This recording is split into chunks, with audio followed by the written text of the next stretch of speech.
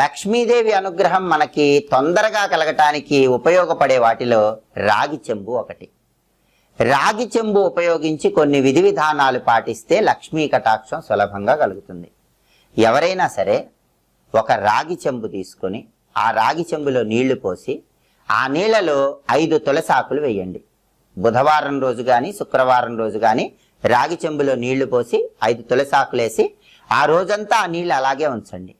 మర్నాడు ఉదయం ఆ రాగి చెంబులో నీళ్లు, తులసాకులు వేసిన నీళ్లు మీ ఇంటి ముఖద్వారం మీద చల్లండి, మీ ఇంట్లో గోడల మీద చల్లండి, ఇల్లంతా కూడా చల్లండి.